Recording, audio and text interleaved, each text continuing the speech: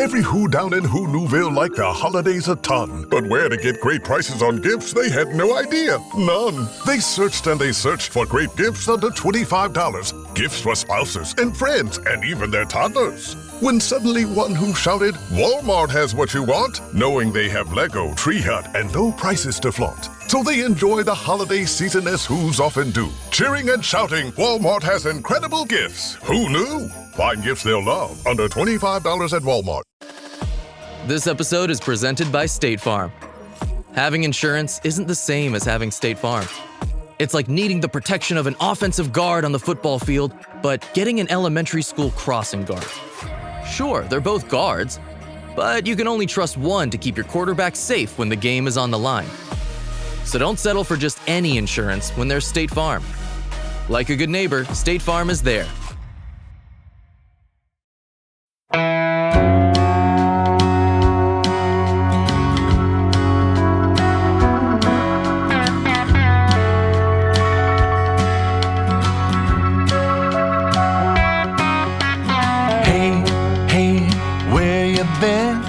Buckeye Talk is about to begin.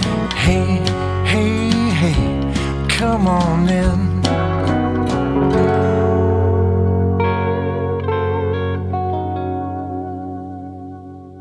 Welcome back to Buckeye Talk. I'm Stephen Means. That's Stefan, Krajisnik, and that is Andrew Gillis. We talked with a bunch of people on Monday, and for the Tuesday podcast, we talked about what we talked about with the offensive people, and now we're talking with actual coordinators. Matt Patricia. We also talked with Lorenzo Styles, Sonny Styles, Kenyatta Jackson, and Caden McDonald. And Stefan, I thought from a player perspective, this group was a little more informative than maybe the offensive guys were. I don't know. Were you expecting that, given...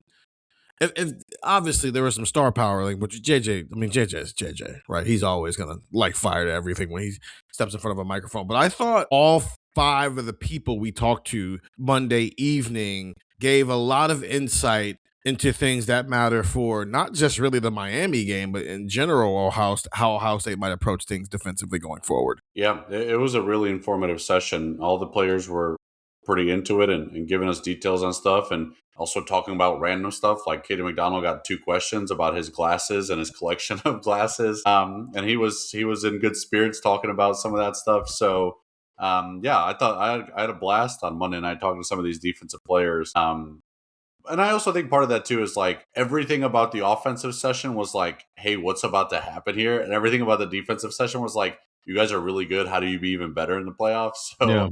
I think maybe big picture, there's better spirits in how we talk about and ask questions toward the defense than the offense, I suppose. So Gillis, you asked Lorenzo about Malachi Tony and that matchup. What did he have to say about what is essentially listen, they also, like, Sonny Styles was like, listen, these other receivers are good too. And it's like, that's fine, Sonny.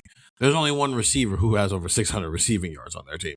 So there's levels to this. What did Lorenzo have to say about the match? Because he was kind of talking like that, like he's taking that matchup personally. Yeah, well, so I had 2 questions for him. The one that I followed up on, which just was the second one, which I thought was interesting, was when I asked him, like, hey, like, does he compare to anybody that you guys have played? Mm-hmm. And he said no. So like he talked about the ways that they use him and how they get him the ball, how athletic he is. Like it's an interesting matchup because, like, I think we've talked about this before. Like, I don't know, like when you talk about Malachi Tony and what he does well and what he, where I guess you would poke holes in Ohio State's defense, it would probably be there, right? So I think when you talk about that matchup, I have the exact quote here. He's like a go-to guy for them. He's quick, he's fast, he has a good skill set, and I'm excited for that matchup. I think they're well aware of what happens. I don't think it was Lorenzo. I think it was Kenyatta who said their offense flows through him, or he's the engine of that offense. I think it was him who kind of gave that quote. So like they are well aware of like what makes that Miami offense go or not go, and Malachi Tony in number 10 is a big part of that. So I think they're ready to kind of just prove that they can shut someone like that down. Because in terms of skill position players, like, I don't know, like, how would you guys compare him to Elijah Surratt or Ryan Wingo or some of these other guys? And I think, I don't want to put words in your mouth, but I think the answer would be like, he's different and he's just used in a different manner than maybe some of those other guys were. Like Elijah Surratt's not, you're not worried about him jet sweeping it all over the field. Yeah, Surratt's kind of a traditional outside, back shoulder type guy. Omar Cooper's probably the best slot guy that they faced this year. Obviously, he got banged up in that game, but also Indiana doesn't use him in the way that Miami uses Malachi Tony, right? Malachi kind of reminds me, just in terms of the way they move him around and the way he's kind of involved in the backfield, it reminds me a little bit of like when the Dolphins were really humming with Tyreek Hill and the different ways that they would try to use him. That's maybe a bit of a comparison I think of. I don't think he's as fast as Tyreek Hill was in his prime, but that's kind of a comp that comes to mind. I think he's going to be good prep for Zachariah Branch. Zion's the safety, because they're kind of the same concept. Like neither one of them are just going to route you up down the field. It's more just let's get the ball in this guy's hands as much as humanly possible in as many ways as possible. You guys remember when Rondale Moore was at Purdue? It's that. And we know what happened when Rondale Moore played Ohio State. Now, granted, this secondary is better and this defense is all around better, but it's just like this. Kenyatta Jackson called him their gadget guy. And ironically enough, Rondale Moore was a freshman in 2018 when he did that to Ohio State. So it's an interesting comp, but it's not, hey, Lorenzo, can you cover this guy when he's down the field? And we're going to, again, we did like sides of the ball breakdowns later in this week. And obviously we talked about this matchup. In listening to them talk about it and then also thinking more about it, I actually don't think this is a terrible matchup for Lorenzo Styles because of how they use Malachi Tony. If this was Omar Cooper, to your point, Stefan, yeah, I would be a little bit more concerned because Omar Cooper is a more traditional slot receiver in the sense that he's just going to run routes. And they're going to get him the ball. Sometimes it's going to be short passes, and then he's going to turn it into something. They're going to send him down the field. You're worried about Lorenzo Styles from a downfield cover aspect. I don't think you're worried about Lorenzo Styles' ability to make tackles in the open field.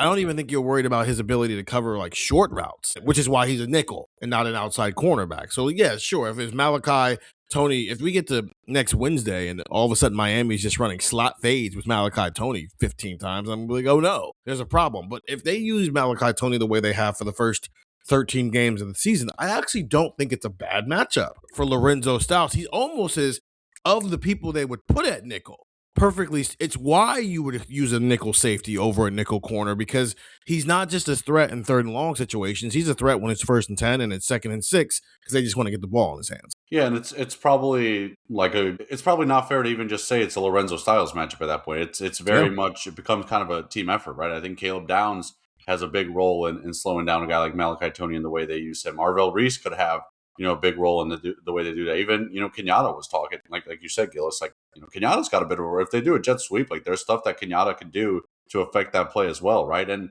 that's why I think what's interesting. Another guy that we talked to is I think Caden McDonald, I would maybe label him the most important player for Ohio State's defense in this game.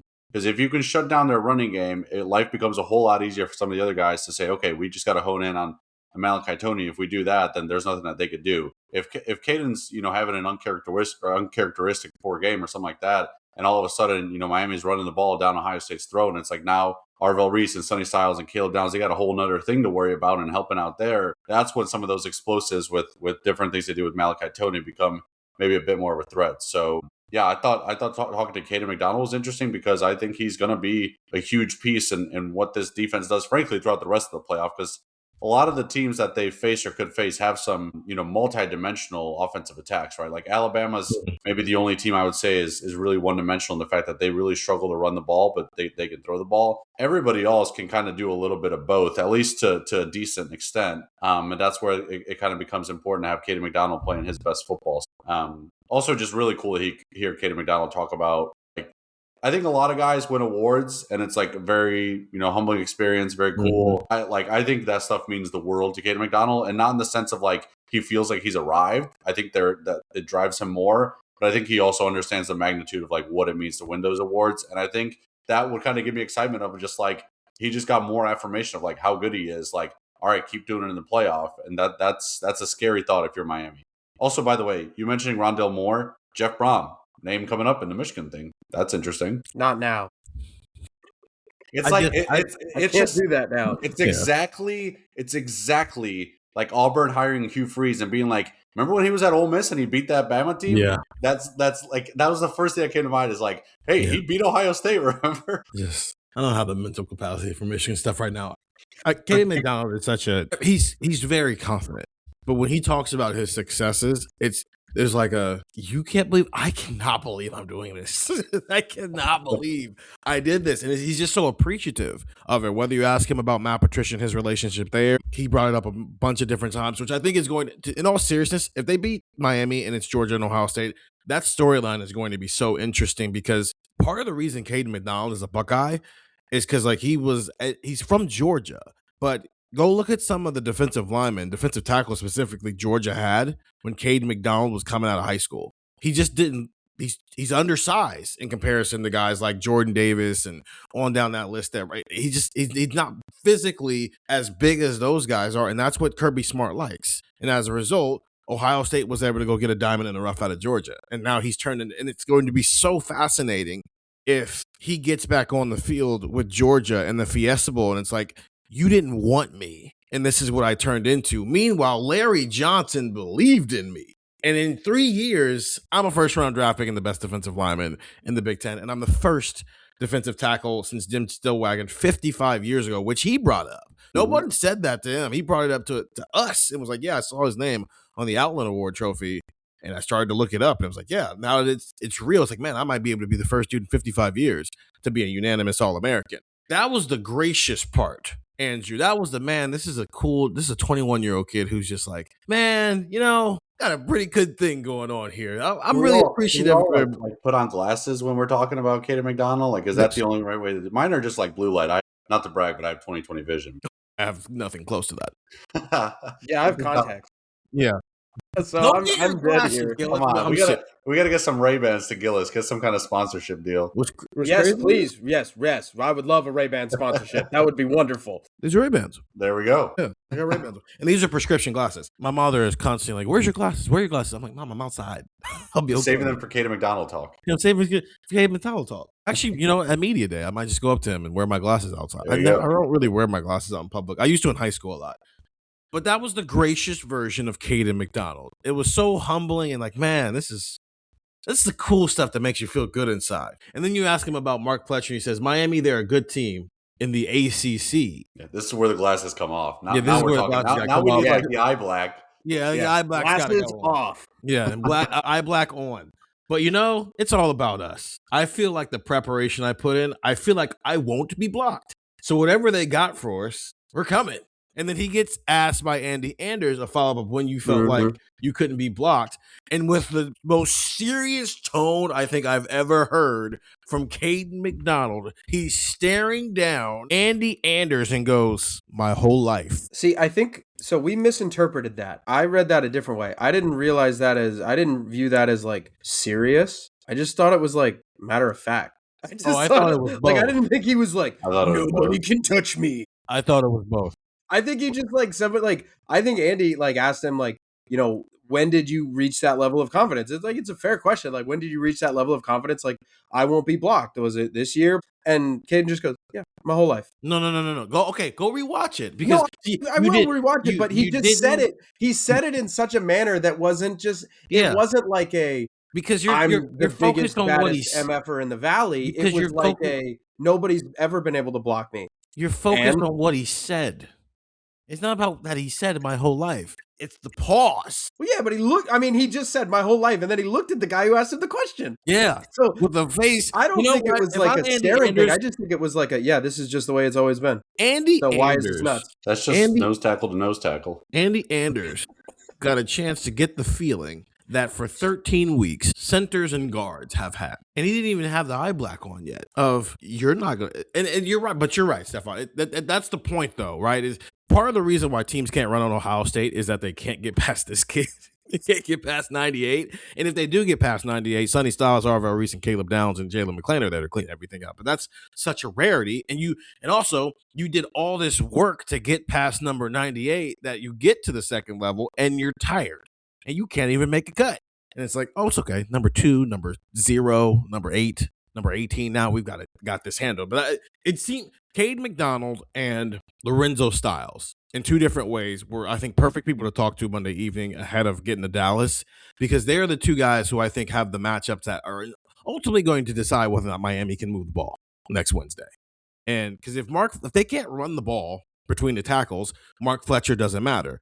If Malachi Tony's going to have touches, because that's how they get him the ball. This is not a situation where it's Denzel Boston versus Davison Igbinosun, and either Denzel Boston gets the ball downfield or Denzel Boston doesn't get the ball at all.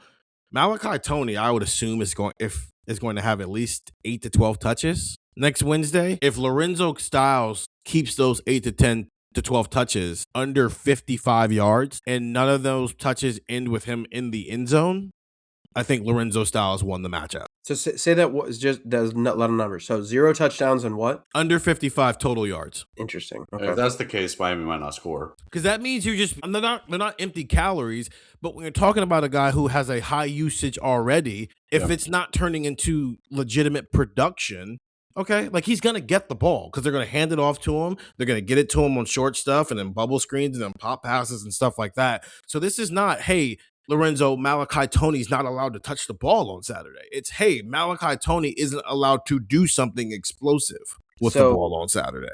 So he has scored touchdowns in the game against Notre Dame, scored twice against Florida State, twice against NC State, and then once in the last 3 games at Virginia Tech, at Pitt, and at Texas A&M's. For those counting at home, he has 5 touchdowns in his last 4 games. The games in which he did not have 55 combined yards were the Florida game on September 20th.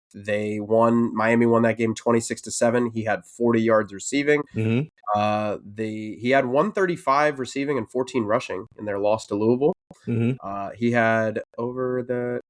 He had 69 yards in their 26-20 loss to SMU. He had 26 combined yards in a win over Syracuse, and he had 31 combined yards against Texas A&M. So what is that? 3 times?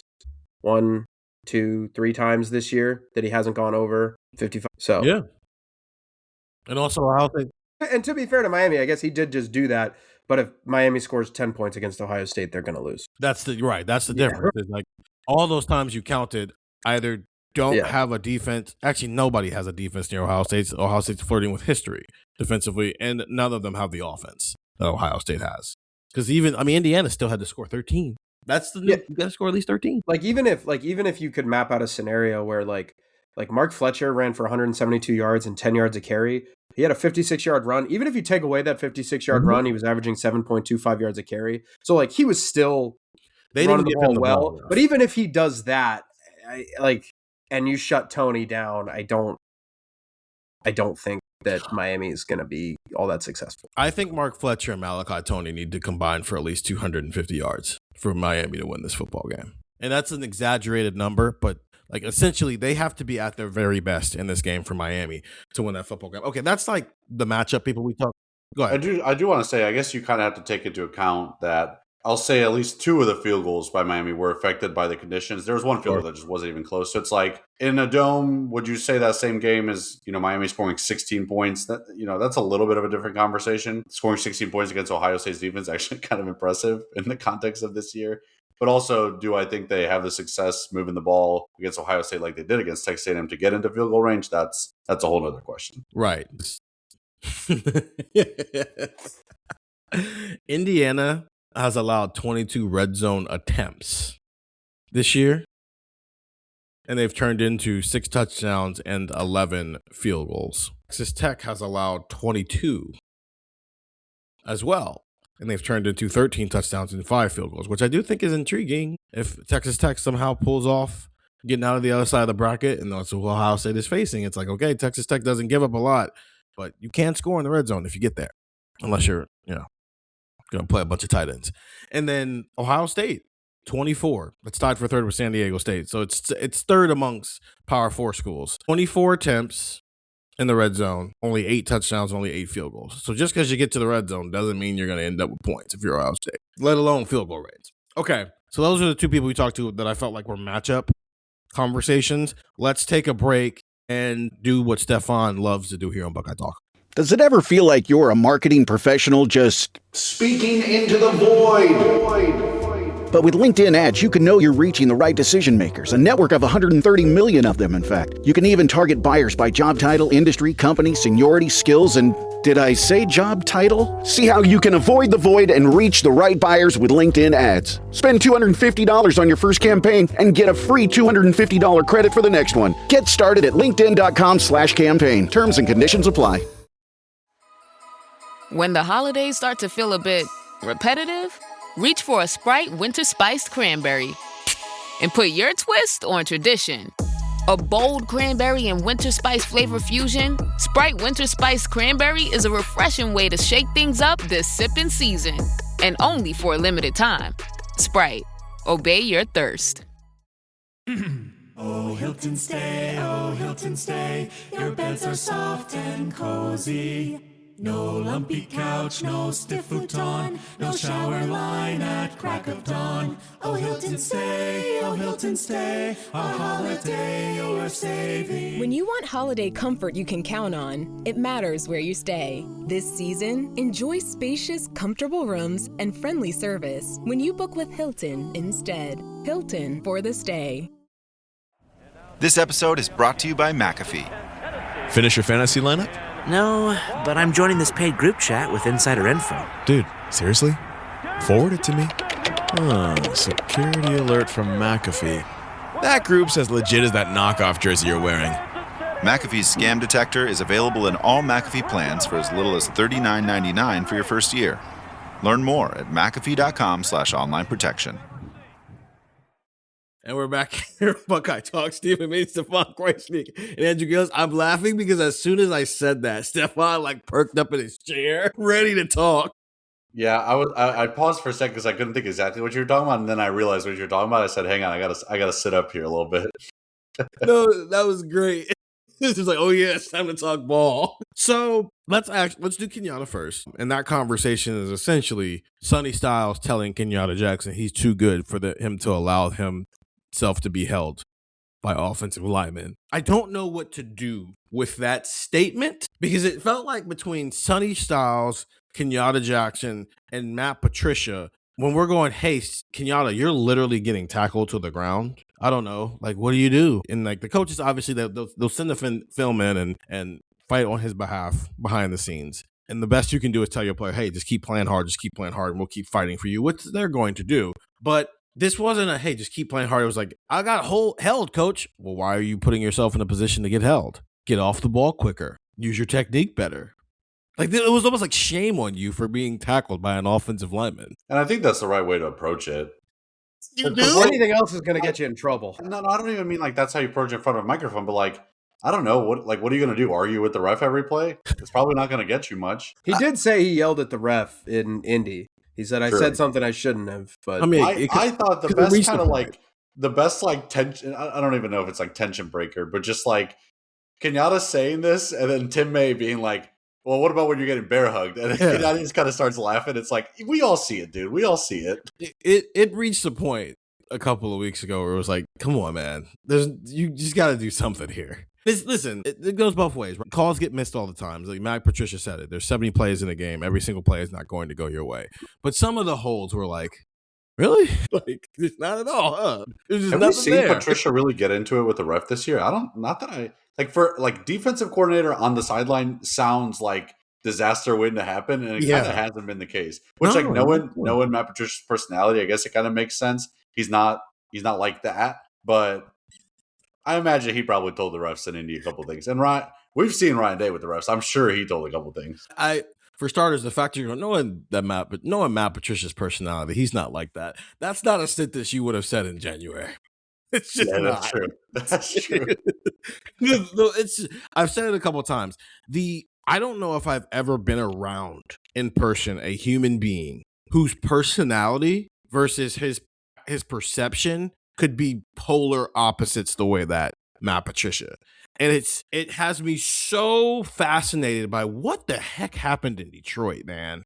Because seriously, if there are probably people in Detroit, if we talked about Matt Patricia and him, they'd be like, What? Do you not remember the Michigan fans that double as Detroit Lion fans when Matt Patricia got hired? They were like, ha ha ha ha, Ohio State's screwed. But we thought it was not a great hire. We weren't like fans of it, and it was. Now we're sitting here like, yeah, man, Matt Patricia's not that guy. He's a jolly old guy. He's the guy that Cade McDonald hugs and gets his black face stuff on his head, on his beard. He's that guy. He's the guy hugging his players, and he's the guy who came into the Woody and like revamped the entire computer system because he's still a nerd at heart. He's a nice guy. So it's crazy to see, but yeah, and they're just telling Cade McDonald, Gillis, like, yeah, man, don't get held. Yeah, I think. I don't know. So the funny thing is, I was thinking about it. I was like, if you're Matt Patricia or Larry Johnson, and you're in that situation, and Kenyatta comes to you and he starts complaining, coach are holding me, coach are holding me, coach are holding me. Like, there's only so much you can do. Like, you can lean on the refs. Like, if you're Patricia, Larry, Ryan, you can, submit tapes and say like, what the hell was this? Like, you're letting our dude get bear hugged, and like those calls get missed all the time to a degree. Like, it feels like you could probably look at like every couple of every game or every couple of games and be like, hey, there was a blatant DPI. Did you guys watch the Ravens Patriots game the other night? Like, Marlon Humphrey tackled the receiver, and Marlon Humphrey was like getting up and like looking around, and there was nothing. And it's like, look, I'm not trying to defend refs here, but like, refs are gonna make mistakes. It's not like a zebra defender. There is an element of like, you're gonna have to live with a missed holding call every once in a while, and like, you don't want to tell Kenyatta this is crap. You should be furious. Like, I think you just got to tell him like, hey man, you got to be better than this. And then behind the scenes, Matt Patricia, Ryan Day, Larry Johnson, whoever they got, they start yelling, they start talking to refs, they start yelling at refs, they start talking to Big Ten, they start submitting clips. They'll do the work for you behind the scenes. You got to tell them like, hey man. This is still an Ohio State podcast, and I understand where fans are coming from because it's been a thing, right, for 2 years now about Ohio State doesn't get holding calls. Ohio State doesn't. Didn't Jack Sawyer not get a holding call in like all year? Yes. Yeah. And like Ohio State players don't get pass interference calls, right? Which is why, I think Brandon Ennis got one against Penn State, and it got taken off because they called it a different penalty instead. That happened on that same play, and then Max Clare got a pass interference call later in that same game.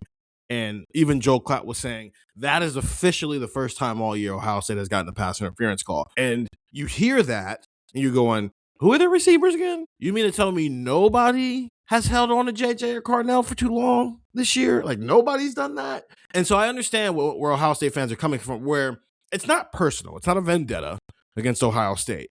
But when it's starting to stack up, and to your point, Gillis, your fans are able to go, man, it's been 4 months since Jack Sawyer and JT Tuimoloau have gotten a holding call. It reaches a point where I understand where a fan base is kind of frustrated with it.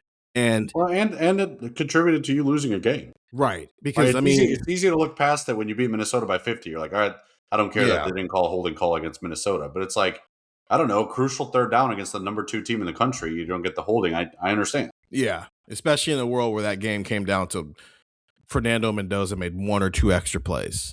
What if he wasn't in position to make those plays because Kenyatta Jackson either didn't get held, and so maybe he got a sack, or at bare minimum got enough pressure that Fernando Mendoza doesn't complete the pass, or he gets a holding call. So instead of a 40-yard completion that honestly can flip momentum in a game like that, Indiana sees laundry, and now they're going 10 yards the other way. And those things do start to matter a little bit more when you're using. It's why, sure. Did Ohio State not score in the red zone in the Fiesta Bowl in 2019? Yes. Should they also be upset about a Sean Wade targeting call and about a scoop and score that took points off the board? Yes. I think you can be angry about both of those things. Okay, let's talk about our favorite thing to talk about, and that's why wasn't Arvell Reese allowed to pass rush? And I didn't get called on to talk to Matt Patricia, but Stefan, Doug, and Bill did a lot of the heavy lifting when it came to the conversation. And it started, Stefan, with you, because Sonny Styles, I asked him just about how Arvell Reese and like the attention he's getting now opens things up for everybody else. But it was what he got asked later, talking about, and it kind of got started with the 3rd and long stuff and him calling it the fun down. And you could even see him smiling while talking about these things. And Sonny Styles He gave was his smiling answer. and looking in the back of the room where Matt Patricia was standing. He was looking at Matt Patricia. Yes, and you get called on first for Matt Patricia, and I don't even know if you were planning to ask this, but you immediately go, I don't know if you just heard what Sonny Styles was saying, but take the floor, Stefan. What'd you ask? And we'll start there in terms of why isn't Arvell Reese being used as a pass rusher as much as he was in September and October? Yeah, the whole kind of fun down thing that Sonny Styles was talking about on third down was, it sounds a lot like him and Arvell kind of have free reign, and I'm sure Caleb Downs is kind of in this too, to kind of do what they want to do. That's something that started, back in the spring with Matt Patricia kind of seeing the flexibility and versatility of those two linebackers and the different things they can give you. I think we obviously knew it with Sonny and kind of what he did in the tail end last season. You throw in Arvell this year as kind of a breakout star in college football, and you're screaming at your TV watching some of these games thinking, hey, it's 3rd and 6. Why aren't one of those two guys, coming after the quarterback? Why not both those guys coming after the quarterback? Why is Arvell Reese dropping back so much? And then, yeah, like you mentioned, Doug and Bill both kind of followed up too, asking about specifically the usage of Arvell. And I don't have the numbers right in front of me because frankly, my Wi-Fi hasn't been great. So I don't want to pull up PFF because that can really slow down a laptop. But like there were games early in the year where it was like he would have like 8, pass rush snaps or something like that. And now it's like, or it was more than that, and now it's down to 8. However it was, that it's just like it's felt like the numbers have dipped in terms of how much they're setting Arvell at the quarterback, and I think it's kind of this balance now of Matt Patricia learning. I guess learning isn't the right word because he's been coaching football for longer than I've been alive, but like it's in terms of Ohio State specifically, he's learning. Okay, we've shown now all year what Arvell Reese can do. How do you balance that with continually using that versus utilizing just the threat of that? And there's a balance that comes with it. And it kind of feels like they've taken more of the conservative approach in the last few weeks as opposed to early in the year. Hey, we got to establish it. Now they have established it. They're kind of using it more of a threat. And I think Matt Patricia, the way he talked, it kind of felt like, hey, I maybe need to step on the gas a little bit more. I see what you're seeing. So here's his answer to the question. The question is essentially, hey, man, how do you balance, it's 3rd and long. Arvell is a threat versus just like he's a threat and he drops versus he's a threat and he actually rushes. And the answer was a lot of stuff we attacked early in the season. Now, I think teams have kind of seen enough film on it. So a lot of times they'll slide to his spot where he is, or they'll try to make sure they have him accounted for in different ways. But that's great. That gives opportunities for other players on the field. I think his impact has been great. His role, his flexibility, the way that we've been able to utilize him is super special. He's really showcased what he can do and how he can impact the game, which has been awesome to see. But we are seeing some of those game plan things that offenses do to handle. When you have an impact player like that, offenses has to adjust. They have to do something. We're going to try to stay in that and we're going to try to stay in front of that for a little bit. By game, pressures, Gillis. Texas, he had 5.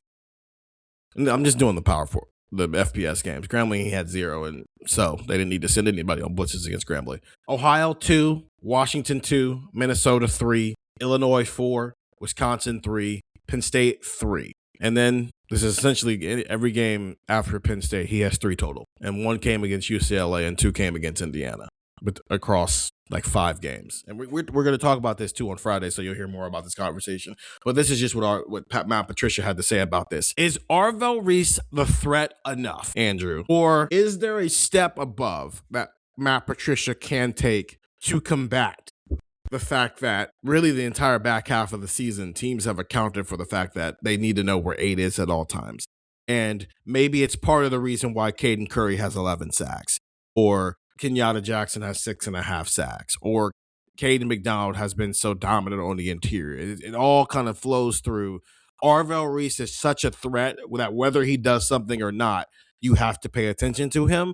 Or does Matt Patricia need to do something more to turn that threat into something tangible again? Well, Matt Patricia talked about staying ahead of the curve, basically, and basically being like, hey, we need to figure this out. We need to be ahead of what teams are trying to do. Like, the threat of him has definitely impacted how teams protect. They slide to his side. They make sure they have an extra blocker on that side. They make sure he's accounted for. Like, so it's happened.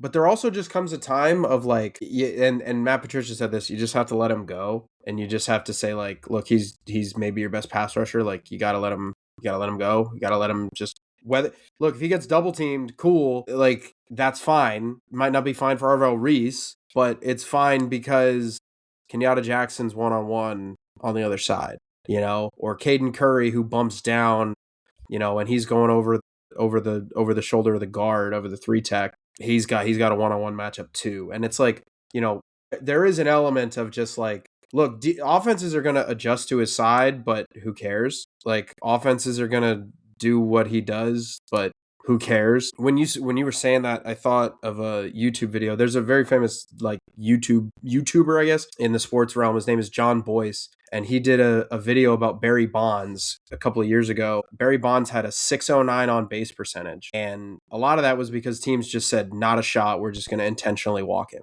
So he ran the numbers and ran like all these statistical calculations and was like, what would have happened if Barry Bonds didn't have a bat? Like if Barry Bonds showed up and nobody knew that he had a bat, what would have happened? And they just pitched to him normally. And he figured out that Barry Bonds would have basically been the same player because people were so afraid of Barry Bonds, and he would have had the highest on base percentage in history. And I say that not to compare Arvell Reese to Barry Bonds, but to say sometimes the threat of something is just as good. And I think Matt Patricia has to toe that line between, look, man, we just got to eat this one. Like we can't not send Arvell Reese on a pressure on 3rd and 8, but we also just have to understand that he might get double teamed. Could you try to scheme him open? Yeah, but could you try to scheme him in a manner? Could you send him on a stunt? Could you send him on blitz? Could you send a blitz or whatever? Could you try those things? Of course. Arvell Reese is not going to go a whole game without getting double teamed at least a handful of times. And I think if you're Matt Patricia, that's okay for you because you're looking at it going, I think Kenyatta Jackson and Caden Curry and Ken McDonald can win these one-on-one matchups. And they have to because that's what it does. So yeah, the threat of Arvell Reese is definitely a unique kind of wrinkle to this offense. But I do think there is a time where it's like, man, I don't care if they're double teaming him, triple teaming him, if they're putting the best offensive lineman on him, if they're running away. It doesn't matter at a certain point. And Matt Patricia said this, like, you have to let your players do what they do best. I walked away from Sonny and Matt Patricia talking about this, wishing that we could sit down with Sonny, Matt Patricia, and Arvell Reese for 3 hours. Because we got 2 of the 3 people's side on this. Because you are right, Stefan. It comes back to, it's not just, I don't know, go out there and do whatever you want.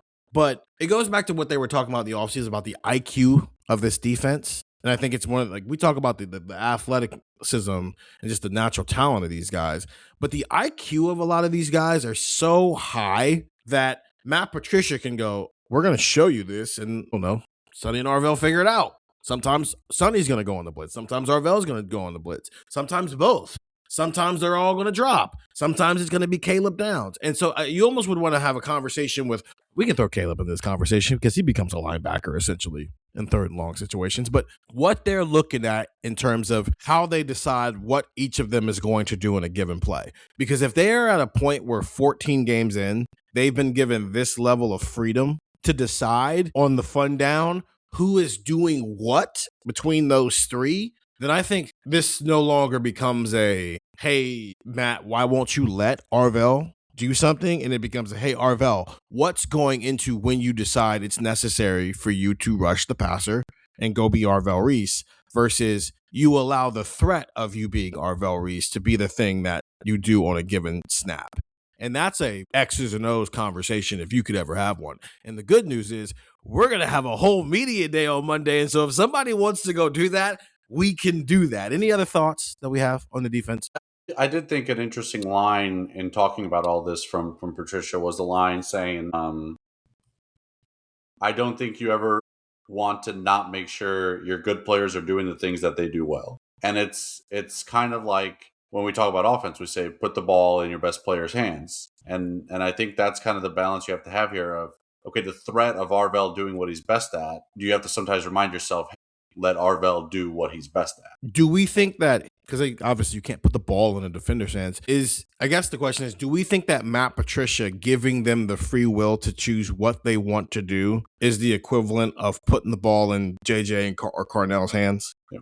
Or Malachi Tony. Yeah, where it's like, we're not going to say you have to do this or this. It's, listen, here's your options. I've given you guys the tools. It's like with Kenyatta Jackson, right? Earlier this year when he was talking about how he went and sat down with Matt Patricia about wanting to use his pass rush moves more, not just being a guy who was just setting the edge and caging in a quarterback. Matt Patricia's answer wasn't, well, it depends on this, and this. It was like, yeah, you can do whatever you want. Just don't go past the quarterback. And what's happened since he said that? So I do think there's just an element of Matt Patricia installed what he installed, and you work within that scheme and within those principles. What you do within those principles are just reading and reacting and just being you. So if the answer to why does Arvell Reese only have 3 pressures in the last 6 games, if the answer to that question is because, I don't know, it keeps showing me I should drop in coverage, so that's what I want to do. Okay, cool. So what does it look like when the picture shows you should do what you did against Texas? It's almost kind of like that. You remember the deep ball rant that James Franklin had a couple years ago, where I think a reporter was just like, I don't know, do you sometimes tell Drew Aller like just throw the deep ball? Yeah. And then James Franklin kind of defensive, and he was like, I'm just going to tell him to do something just to do something. It's like, I don't know. Does Matt Patricia sometimes get in the heads and go, hey, just go after it? And maybe that's a part of this balance too. Yeah. I do love though, like, this all is this conversation is so possible because they also have Caleb Downs and Sonny Styles around him because they're so smart too. Like, I would imagine Caleb can kind of see what Arvell's doing and he can kind of adjust based on that. And I think you have to have a lot of pieces in place to do what Ohio State does. And it's like, yeah, that's why they maybe have the most, I would say probably have the most sophisticated defense in the country. And it's the communication. Like, what did Matt Patricia tell us a lot in fall camp? Like, his ability to communicate. When you have dudes who have free will, they have to communicate what they're doing, right? You can't just, like, I mean, we do it, right? And what it's like, we have a budget every day. It's like, okay, we have kind of some free will about how we want to attack stories and how we want to do stuff, but you have to communicate what you are doing. Because if nobody communicates and then we end up with nothing on the site, we're all going to be looking at each other like, well, what the heck? It's like, yeah, because nobody communicated to anybody about anything. If they don't communicate, it's just, and Arvell's just like, oh, I'm just going to go on a blitz. And Sonny's like, oh, I'm just going to go on a blitz. And Caleb's like, I'm just going to go on a blitz. Well, then all of a sudden, the middle of the field is open. Or, oh, well, I'm just going to drop back. Well, I'm just going to drop back. I'm just going to drop back. Well, then Carson Beck is just sitting back there chilling with no pressure on him. So it's the communication aspect of it. But it's just a fascinating conversation of, you got 11 guys out there who might be some of the smartest people you've ever met when it comes to football, and they're all working in unison. And you can see it if you watch games of pre-snap, Caleb communicating to this guy, Arvell communicating to this guy, Jaden McClain communicating to this guy. Even like the defensive lineman, you see Kenyatta Jackson giving signals out there. There is a level of sophistication to this defense that I think is made possible because, yes, Matt Patricia is very good at this and spent a lot of time in the NFL, but he also has a bunch of NFL players at his disposal who are very quick to pick up stuff. And so,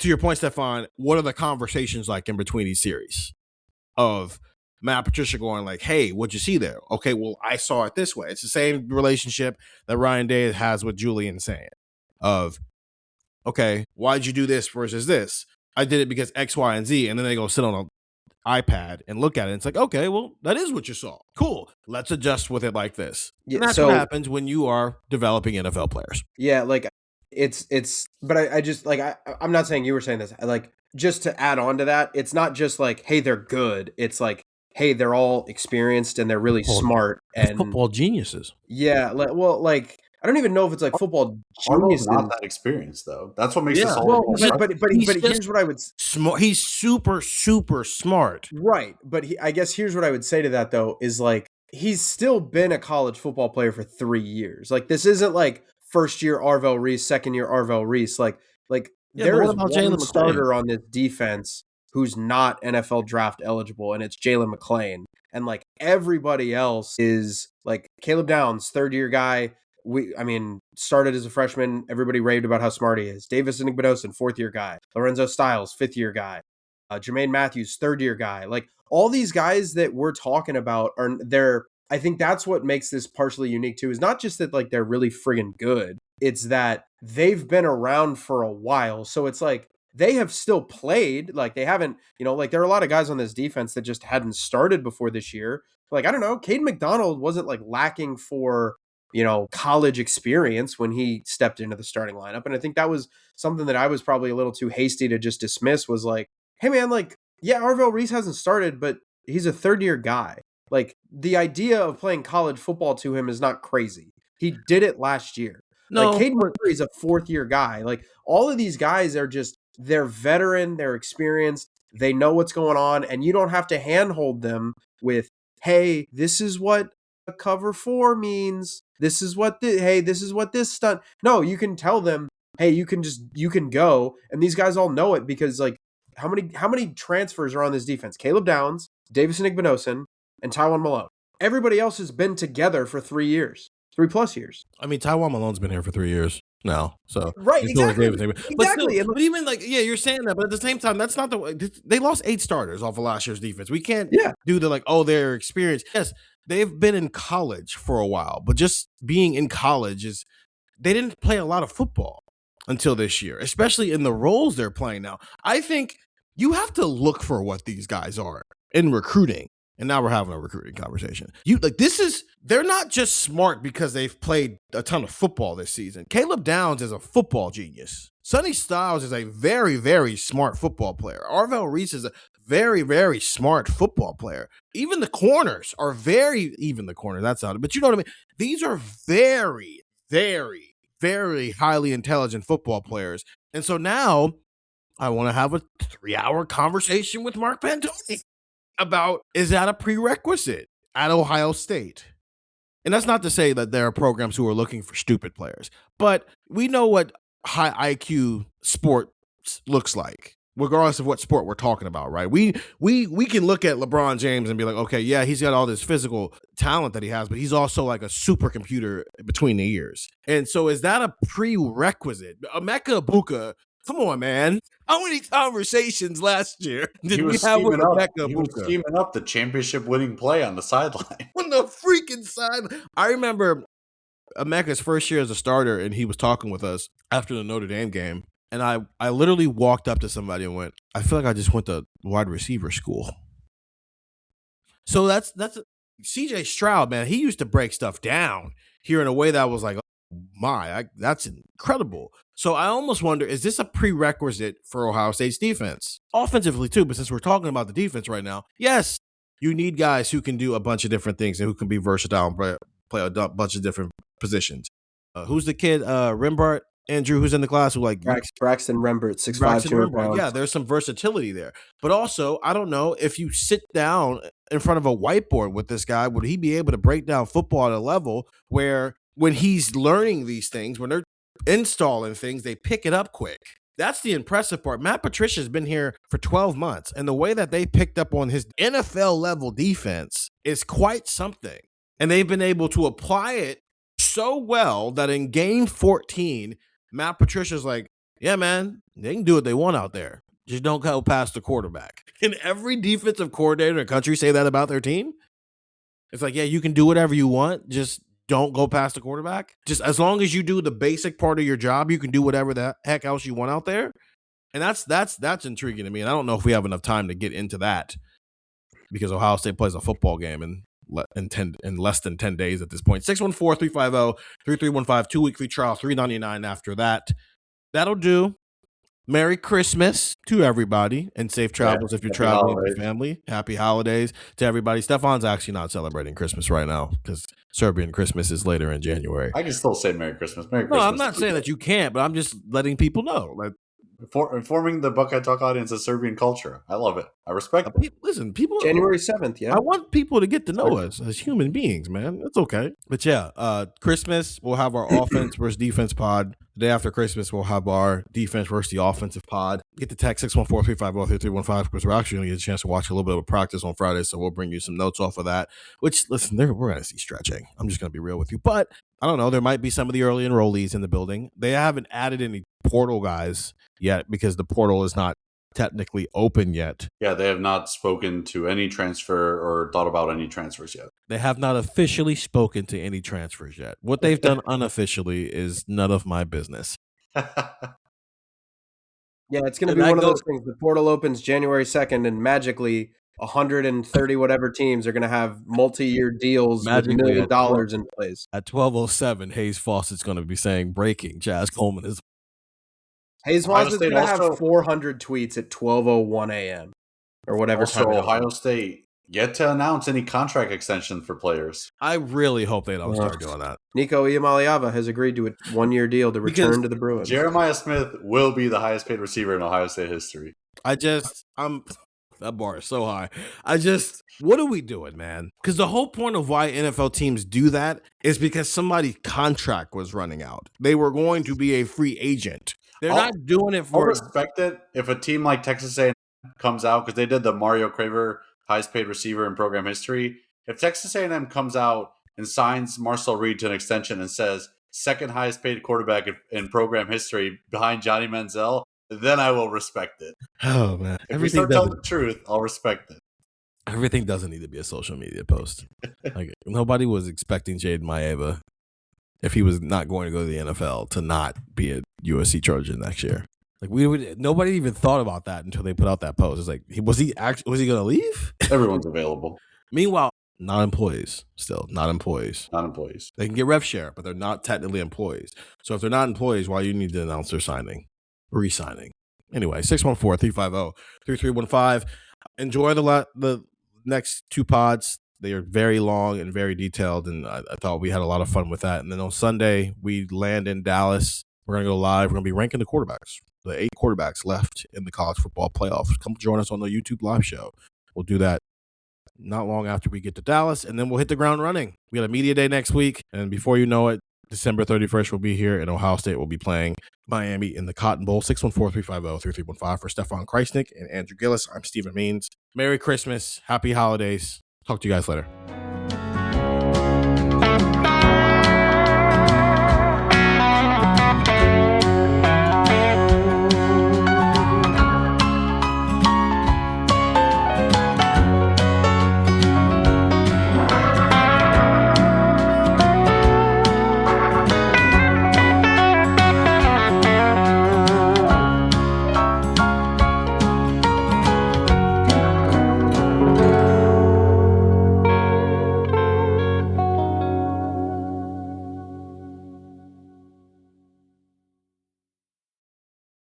Hey, Ryan Reynolds here for Mint Mobile. You know, one of the perks about having 4 kids that you know about is actually getting a direct line to the big man up north. Mm-hmm. And this year, he wants you to know the best gift that you can give someone is the gift of Mint Mobile's unlimited wireless for $15 a month. Now, you don't even need to wrap it. Give it a try at mintmobile.com/switch. Upfront payment of $45 for 3-month plan equivalent to $15 per month required. New customer offer for first 3 months only. Speed slow after 35 gigabytes if network's busy. Taxes and fees extra. See mintmobile.com.